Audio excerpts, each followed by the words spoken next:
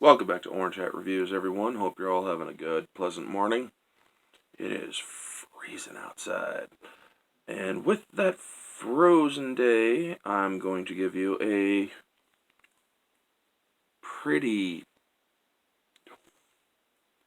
predictable article. So, everybody knows about Ghostbusters Afterlife by now. If you haven't, there's a sequel planned for Ghostbusters 1 and 2. Not that trash heap that was 2016, but because a lot of people showed interest in Afterlife Ghostbusters, not the attempt at a Ghostbusters movie that is the 2016 version. Well, Paul Feig wants his 2016 team to return and hopes for an Afterlife crossover. MovieWeb is providing us with the article today. We hope,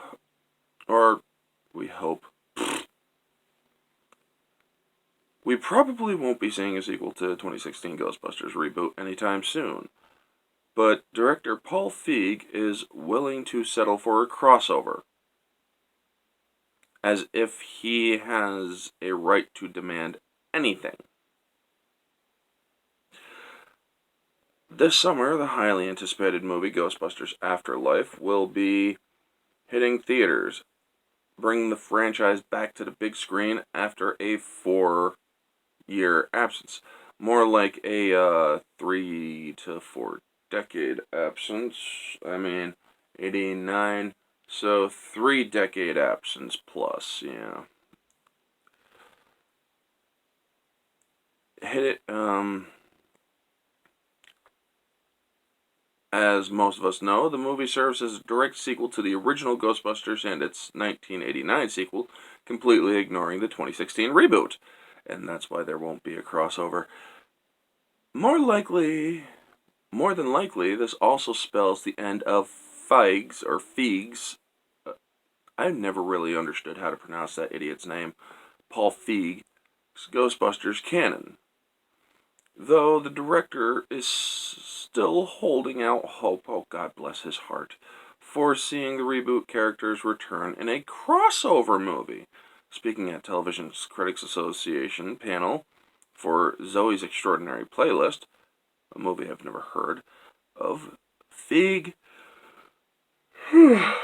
and had this to say about the concept of seeing Abby, Aaron, Patty, and Jillian once again, possible even in a crossover with Afterlife. I hope, what's so great, in the comic book world, they've done a lot of crossover ones, where there's like an interdimensional rip, and our team joins up with the original Ghostbusters. So the fact that they're already been laid and made comic canon, anything can happen. So who knows? I would love to see the team come back. We had so much fun making that movie for whatever controversy it caused. Well, here's the thing. The reason why it caused so much controversy wasn't because it was all female. It was because your marketing and the movie itself and the insults that followed afterward caused the controversy. You see, when you market a movie and say that it's only for people like Hillary supporters, this movie fully endorses Hillary Clinton, and when you make it a political spectacle, when you make a movie where all the male characters are seen as idiotic and inept, rude, perverted, and whatnot, you are making a statement that these women are supposedly strong women, but they're not. You see, by weakening the men, you aren't building up the women. You see. Anyway, let's continue.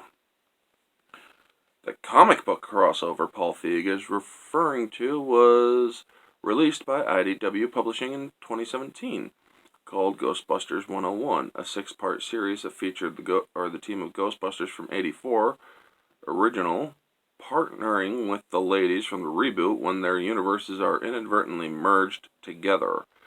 This does not, or this does set the precedent for a crossover, for crossing over the multiple universes in the Ghostbusters franchise. I'd rather it not. The concept of which has become a bit of a trend in movies and televisions in recent years. The question is whether fans would actually want to see a potential crossover actually happen on the big screen, but if not, more comic books or animated movies are possibilities. I'm one of those people that don't want it to come out, a crossover, because that movie was an insult to Ghostbusters fans. Mostly to the male Ghostbusters fans. But even the female Ghostbusters fans walked out of it because they didn't like it. Feig's Ghostbusters starred Kristen Wiig, Melissa McCarthy, Leslie Jones, Kate McKinnon, though it shared no connection in terms of storyline to the original Ghostbusters, in which it was supposed to because of its own freaking trailer, but even that trailer got lambasted as the most disliked trailer on YouTube. But yeah, it did feature Bill Murray, Ernie Hudson, and Dan Aykroyd in cameo appearances as new characters. Even before the movie's release, it was met with a very harsh criticism from many fans of the franchise and essentially boycotted by millions before its premiere. This led to the reboot underperforming at the box office, you mean flopping like a bitch, and freezing any possibilities of the movie may have had for its original direct sequel. But yeah, related. For what it's worth, Ghostbusters fans seem to be a bit more excited about Ghostbusters Afterlife. Though primarily following the new cast of characters, the movie will feature several original stars returning to reprise their roles. One of the biggest complaints expressed over Feig's version was that it tossed the original continuity aside, so setting Afterlife in the same universe puts the sequel off to a good start. Before we start talking about any other potential sequels or crossover movies, let's see how Afterlife turns out. The movie will be released in July or in theaters on July 10th, 2020. This news comes from Slash Film. Well, here's the thing, folks. I think Ghostbusters Afterlife will do good. Is it going to be $1 billion blockbuster? I would wish, but I honestly don't expect it to be. However, this wish of Paul Feig for there to be a crossover, I am 100% against that. You see, when you have your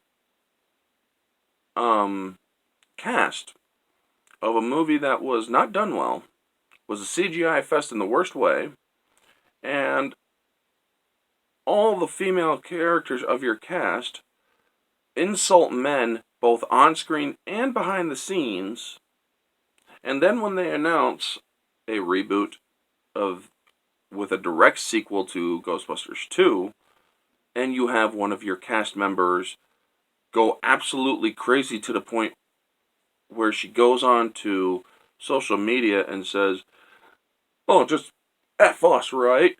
I mean, this sounds like something that the president would do." Making it political again, even though that guy had nothing to do with it, and I don't even think he cared about it. I don't even think he cared about the original Ghostbusters. I wouldn't know. But all I do know is that when it comes to the positive reaction to when the Ghostbusters Afterlife was announced, it wasn't exactly called Afterlife at first. It was just called Ghostbusters 3. Then it was called Ghostbusters 2020. Then it came to Ghostbusters Afterlife. When it was originally announced, everybody flipped their shit for the good. Everybody was really excited. People were saying, this is what we wanted to see in 2016. 25 years later.